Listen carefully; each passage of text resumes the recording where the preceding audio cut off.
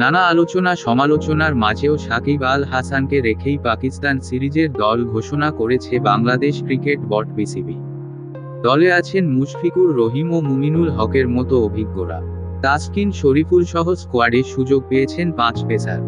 পাকিস্তানের বিপক্ষে 2 ম্যাচের টেস্ট সিরিজের জন্য 11 আগস্ট রবিবার নাজমুল হোসেন শান্তকে অধিনায়ক করে 16 সদস্যের দল ঘোষণা করেছে বিসিবি।